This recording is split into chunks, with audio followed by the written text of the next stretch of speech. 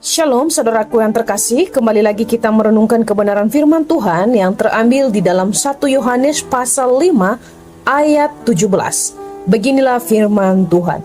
Semua kejahatan adalah dosa, tetapi ada dosa yang tidak mendatangkan maut.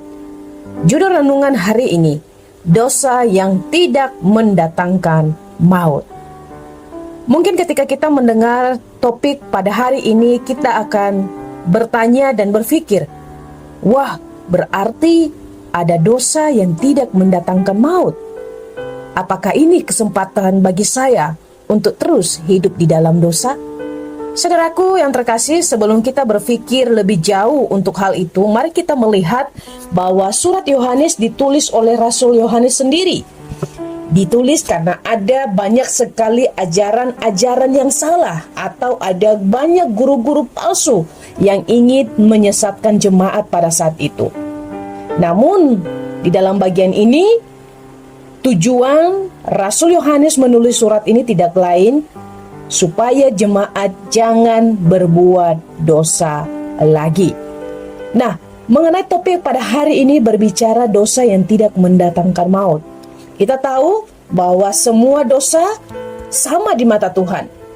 Tidak ada yang namanya dosa kecil dan tidak ada yang namanya dosa besar. Dosa merupakan tindakan pelanggaran manusia dalam ketidaktaatan mengikuti perintah Tuhan. Dan dikatakan bahwa akibat dari dosa adalah kematian kekal. Seperti yang dituliskan dalam Roma pasal 6 ayat 23, sebab upah dosa ialah maut. Orang Yahudi percaya bahwa ada dua jenis dosa, yaitu dosa yang tidak disengaja dan dosa yang dilakukan dengan sengaja. Dosa yang dilakukan dengan tidak sengaja merupakan dosa yang dilakukan oleh seseorang tanpa dia menyadarinya. Atau dengan kata lain, dia melakukan dosa itu karena emosi, karena tanpa disengaja. Nah, dikatakan dalam hal ini, dosa yang seperti ini adalah dosa yang tidak mendatangkan maut.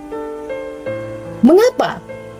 Karena ketika seseorang menyadari bahwa ia telah melakukan dosa, ketika ia melakukan kesalahan di hadapan Tuhan, maka ia meminta pengampunan dari Allah, maka ia tidak akan sampai kepada kematian kekal. Dosa yang seperti ini tidak akan membawa seseorang itu kepada kematian kekal. Dosa yang mendatangkan maut biasanya adalah dosa yang dilakukan dengan sengaja. Dengan kata lain, dosa yang mendatangkan maut adalah dosa yang berakhir pada kematian kekal yang disebabkan kepada penolakan karena Injil Kristus, yang menolak kasih karunia Allah. Nah, orang-orang yang menolak kasih karunia Allah, orang-orang yang menolak Yesus sebagai Tuhan dan Juru Selamat, itu adalah dosa yang akan membawa kepada kematian kekal. Firman Tuhan mengatakan bahwa hidup orang yang sudah ada di dalam Tuhan pasti akan memperoleh hidup yang kekal. Tuhan sendiri berkata, barang siapa percaya kepadaku, maka ia akan memperoleh hidup yang kekal. Dengan demikian, sebagai orang percaya kita bersyukur karena kita telah dipimpin oleh Roh Kudus untuk percaya kepada Kristus, sehingga kita bisa tidak jatuh di dalam kematian kekal. Sekalipun pada saat ini mungkin kita masih hidup di dalam dosa, namun setiap hari kita punya kesempatan untuk terus meminta belas kasihan Tuhan, untuk terus meminta pengampunan Tuhan. Supaya apa? Supaya kita diampuni setiap hari. Saudaraku yang terkasih, mendengar renungan hari ini bukan berarti kita berpikir bahwa ketika saya setiap hari meminta pengampunan, maka itu akan jadi kesempatan bagi saya untuk terus hidup dalam dosa. Ingatlah, ketika kita menyadari kasih karunia yang Tuhan telah berikan bagi kita, maka harusnya itu menjadi satu pegangan bagi kita untuk terus berjuang tidak lagi hidup di dalam dosa.